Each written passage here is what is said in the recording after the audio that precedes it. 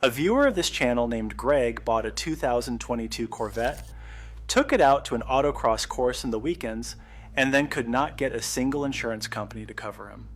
It was not his record. General Motors had already sold his driving data to the insurance industry, and those weekend laps had flagged him as a high-risk driver. He had to put the car in his wife's name just to insure it. Another viewer, a Chevy Bolt owner named Brad, pulled his own file from a data broker called LexisNexis, and it came back 300 pages deep. And canceling the subscription does not stop it. The car keeps transmitting after you opt out. What follows is the full account of how owners of the three brands you asked about most, Toyota, Ford, and General Motors, are shutting these trackers down, model by model, in their own driveways.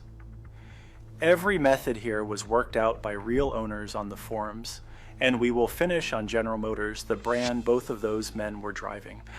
This is where the box hides on each one, and what the people who silenced it actually did. Toyota owners had the easiest time of anyone, because every Toyota in the question uses the exact same part. Toyota calls it the Data Communication Module, the DCM, a small cellular box that reports location, speed, and hard braking back to Toyota on its own, whether the owner subscribed to anything or not. On almost all of them, the kill switch is a single fuse labeled DCM, sometimes printed as DCM Mayday.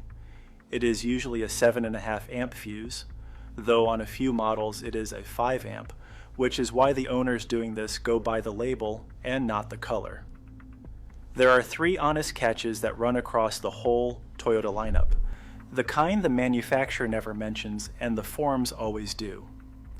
Pulling that fuse usually takes the SOS button with it, and on many models it also silences the hands-free microphone and the front right speaker because Toyota ran that audio through the same box.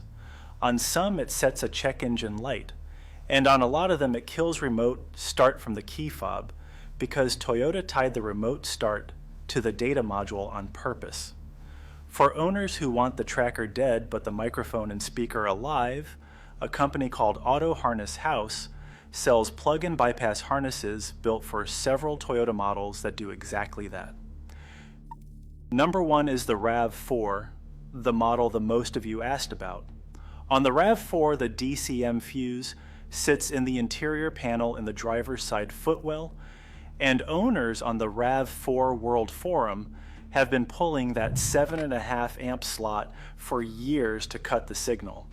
But the RAV4 carries a specific trap, one that caught a 2024 owner who wrote it up. The newer RAV4, the 2024 and the 2025 Prime, has a backup battery built into the module, so even with the fuse gone, his safety connect button still called out, and the box still had power.